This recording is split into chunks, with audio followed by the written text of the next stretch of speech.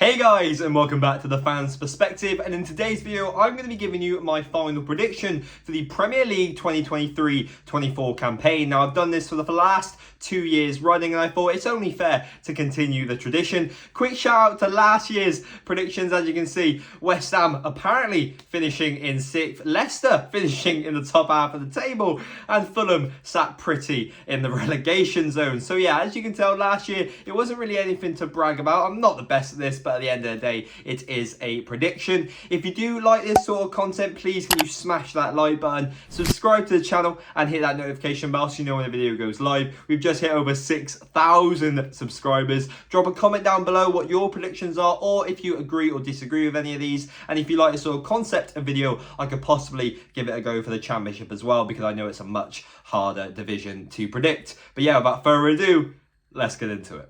In 20th place, I've got a newly promoted side. I've got the Blades. Apologies, Sheffield United fans, but one team's always going to go at the bottom. And I've gone with you guys because I think in this window, you've not recruited very well. You've not obviously broke the bank, which I guess is respectful to do. But in the Premier League, you do kind of need to spend quite a lot of money. You've invested in Scandinavian talent, which isn't usually some of the best crop of players. And also, you've let go of a lot of experienced heads in this window. One of them being Billy Sharp, who apparently narrated a video for one player, as you'll see in DIE, who was meant to be the next big star, the 23-year-old in Sheffield, but instead, last minute, he signed a contract with Marseille. So I've seen a lot of Sheffield United fans let down, not confident at all, and because of this basis, I've put you bottom. In 19th place, I've got Wolverhampton Wanderers because I truly believe their Premier League fairy tale is about to come to a halt. Yes, I understand they've made £100 million in sales with the likes of Ruben Neves, Collins, Cody, Jimenez, Giles, and so much more. But they've also let go of Diego Costa on a free. Yes, that could be waged off the wage bill. But also Adama Traore on a free transfer, as well as João Moutinho. Two players who, yes, they're getting a little bit older, but they could have made them a decent amount of money a season or two ago. And yeah, when you look at the incomings, you've got the likes of Doherty coming on a free transfer, bringing the band back together, I suppose. And also £50 million because of a clause in Cunha's contract. Nothing you want to see. I truly believe that the manager will jump ship if it goes any way wrong. And yeah, I can see him sitting near the bottom and getting relegated this season. And the final team to get relegated, I've got Luton Town. Now, I don't believe this is in any way disrespectful to Luton. I think they're here for a good time, not a long time. And it's a miracle that they're here in the first place. They've done really well in the window. For just £16 million, they brought in some decent talent to reinforce their squad. But I truly believe they've just invested well, so when they do get relegated, as well as the parachute payment, they can fight and do a good job in the Championship next season. And in 17th place, just surviving by the skin of their teeth, I've got Bournemouth. They've spent £70 million this window and they've got some brilliant young talent coming in, but I think it's going to take them a long time to acclimatise to the league and actually gel with each other. I think they've got a pretty decent squad, even though it's going to take a lot of scouting to actually fix that deep bearing hole that Jefferson Lerma has left, leaving on a free to Crystal Palace. I just don't personally trust the manager's tactics. In 16th place, I've got Everton. They managed to save themselves on the final day of last season, but I do believe that this campaign, they can put themselves in a little bit of a better situation. They haven't faced the hardest opposition in pre-season, but they haven't lost yet. But they do seem to be in a little bit of financial turmoil. They need to invest more to find some sort of success, because Sean Dyche can't save the day every season. In 15th place, I've got David Moyes' West Ham.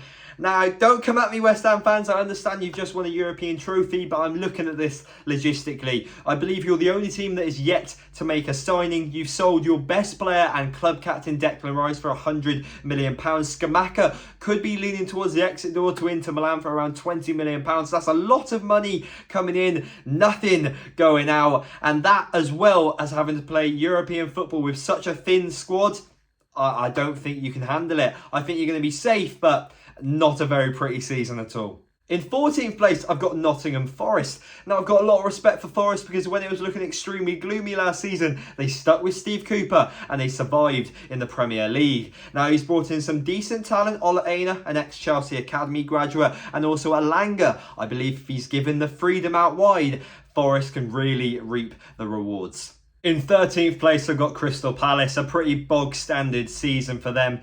Losing club legends Wilfried Zaha is massive, But they've also got a lot of young talent, and I do believe that keeping Roy Hodgson for a season was very big for them until they can find maybe an interim or a new exciting manager to replace him, like what Patrick Vieira was supposed to be. In 12th place, I've got Brentford because the defensive partnership of Nathan Collins and Ben Mee really excites me. This does, however, rely on a few teetering factors. Does David Raya leave for the likes of Arsenal and go to pastures new? And yes, I understand that Ivan Toney will not be able to play for them until January, and they will have to rely on a different goal scorer until then. But I think their squad's got enough quality to keep them up. In 11th place, I got Burnley. I think that Super Vinny Company is going to work his magic in the Premier League. After completely annihilating the Championship, he seems to be picking out exciting young bargains for goalkeeper, defender, midfielder, anywhere he wants. He knows what he's doing. He's part of the Pep Guardiola school, and I think they're going to have a great season. Just making the top 10, I've got Fulham. Now, Marco Silva has come out and said that Fulham are nowhere near where they expect to be on this stage, and I don't think they're fully ready for the season. They haven't had the best pre-season, but they brought in a few bargains. Jimenez for around £6 million. He's not been the same player since his head injury, but for a backup to Mitrovic, it's an absolute great signing. And Calvin Bassey for around €20 million. A player who he seems to be rejected in Ajax, but I think if he gets some Premier League experience, they can make a lot of money on him in future, even if they don't want to make him a club legend. I do believe that the sign he's brought in and the system that Silva used last season will work to his fruition, but it will just take a little bit of time. That's why I'm saying 10th place. In 9th place, I've got Tottenham. Now, this is only on the basis that I believe Harry Kane is going to leave for Bayern Munich. If he doesn't leave, they can very easily get a decent chunk of European football, or maybe even top 4. They brought in a great, exciting English talent, James Maddison. They brought in Manor Solomon on a free transfer, which I think is an absolute steal, as well as the likes of actually Kulusevski and Porro. All that money is technically going through the books this season. So it says that this season they spent 136 million, when really they've only spent about 50. I just don't think they're going to have a great season, especially if Harry Kane does depart. In 8th place, I've got Brighton. This is just because I think European football could mess with their heads a little bit with the strength and depth of their squad. But whoever are Brighton's scouts, just give them a round of applause. They brought in the likes of Dahoud and Milner just for the experience on the pitch and also in the dressing room, as well as a variety of young talent. They seem to be picking out golden stars who can put them in the top left, top right hand corner, get a bunch of assists and just be absolutely eye-catching. They've done it with the likes of Matoma, and now I think they're going to do it with João Pedro as well. In 7th place, getting back-to-back Conference League football after securing it on the final day last season, I've got the Villains. What a window. They've got an abundance of talent coming in. They've got Moussa Diaby, Pau Torres and Yuri Tielemans. That's a Champions League standard window. And I'm not saying they can get any higher than that, just because I think, well, Unai Emery, he's a European specialist. I think he's going to bring home the Conference League. I think they're going to have a good season. In 6th place, I've got Newcastle United, and I believe this is because their success is actually helping their downfall here, really. Redford, how can they finish lower than last season when they brought in one of the best midfielders of this generation, as well as one of the most exciting wingers the Premier League has seen in recent years? Well, it's just because they're playing Champions League football this year. It's a completely different ball game. It questions your mentality, it questions your quality on the pitch, and it questions your squad depth. And I don't believe Newcastle tick all 3 boxes so they can fight efficiently on both fronts. In 5th place, I've got Manchester United. Now, Man United fans, calm down a bit. I understand you spent, 160 million euros this window on a young, energetic, exciting striker in Højlund, a Chelsea Cobham graduate, proper Chelsea, Mason Mount, who's had a woeful pre-season, but I do think he's going to come good, and also replacing David De Gea with your goalkeeper, which you could have for another decade to come, Onana. All improvements in what you had already, but I don't believe unless you can get a little bit more squad depth, I just don't think Ten Hag can get you into Champions League again. And making Champions League football, I'm willing to die on this hill. I've got Pochettino's Chelsea Football Club. We are looking electrifying in pre-season. I'll try and get the bias out the window, but they've sold £250 million worth of talent, and they brought in almost French Revolution. The likes of Nkunku coming in. Jackson looks amazing. Pochettino seems to be getting the best out of the likes of Mudryk, and he also could be keeping some players who played amazingly in other clubs this season, the likes of Ian Matson and Casado, who's doing well for Italy. But I truly believe that unless they get a few big injuries, believes Pochettino can bring them back after an absolute woeful season with quite a few managers last campaign. He can bring them back to the Champions League. On the lines of revolution, in third place, I've got a team that's having a midfield revolution. That is right, Jurgen Klopp's Liverpool. They brought in the likes of McAllister and also my Football Manager legend, Danny Szoboszlai, in to replenish their midfield for the people that are leaving. Jordan Henderson, who's gone to Gerrard's Al Ettifaq. And also, they made £50 million for Fabinho in 2023. I understand they keep getting caught in transition, but I think Klopp can work his magic. In second place, the real title decider here, I've got Mikel Arteta's Arsenal. They really spent well this window, brought in one of the best young centre midfielders in all of football. They brought in a great centre-back and obviously a Champions League winning goal scorer in the form of Kai Havertz.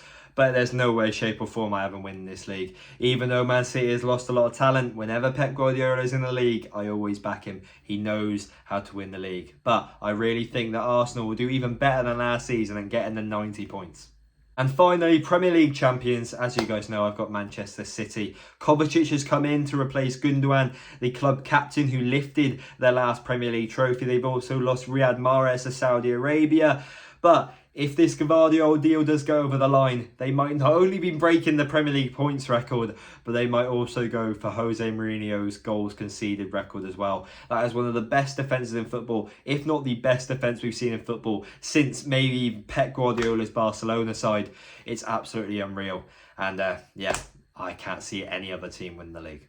And that is it, guys. I only do these prediction videos as a little bit of fun. Knowing me, I'll probably be way off for at least half the clubs on this list. But if you did enjoy it, please can you smash that like button, subscribe to the channel and hit that notification bell so you know when the video goes live. We seem to be going over 100 subscribers every single day recently. The support has been mind-boggling. But yeah, drop a comment. What do you guys think of my predictions? Did you think I was really stupid or did you agree with them? We've got a lot of content coming out very soon. The Shrewsbury game on Saturday. On Sunday, we've got the Community Shield, which I've made a little bit of a package for the start of that video. I'll put some extra work in so I can get some high quality content for you guys. We've got Anfield, we've got loads of games coming up. But yeah, I'll see you guys in the next one.